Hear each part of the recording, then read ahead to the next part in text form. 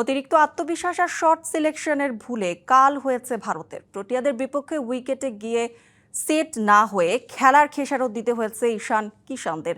ক্রিকবাজের এক বিশ্লেষণে এমনটা বলেন ভারতের দুই সাবেক ক্রিকেটার মুরালি কার্তিক ও মোহিত শর্মা। অক্ষর প্যাটেলকে একাদশে না রাখাও ভারতীয় ক্যাপ্টেনের বড় ভুল বলে মনে করছেন সাবেকরা। এবারের টি-20 বিশ্বকাপে ফেভারিট টিম ভারত, তাতে কোনো সন্দেহ নেই। কিন্তু সেই সন্দেহটাই যেন ভারতীয় ক্রিকেট প্রেমীদের মাঝে দানা বাঁধতে শুরু করেছে। ঘরের মাঠে চেনা কন্ডিশন, নিজেদের দর্শকে ঠাসা গ্যালারির সমর্থন, সব নিয়েও ম্যাচ জিততে পারেনি সূর্যকুমার যাদবরা। সেই পরাজয়ের সমালোচনায় মুখর এখন ভারতীয় সাবেক ক্রিকেটাররা।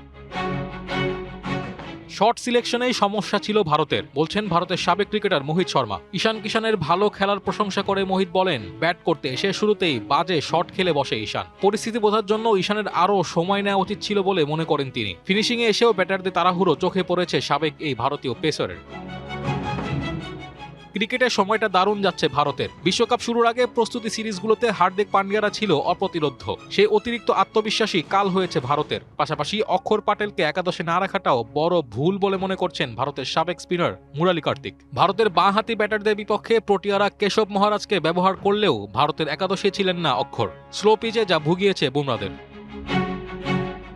সুপার 8 পার করে সেমিতে যাওয়ার পথে ভারতের সামনে দুই বাধা, জিম্বাবুয়ে ও উইন্ডিজ। তার আগে গেল ম্যাচের হার ভুলতেই হবে ঈশান কিষান বুমরাদের, না হলে এর বাজে প্রভাব পড়তে পারে আগামী ম্যাচগুলোতে।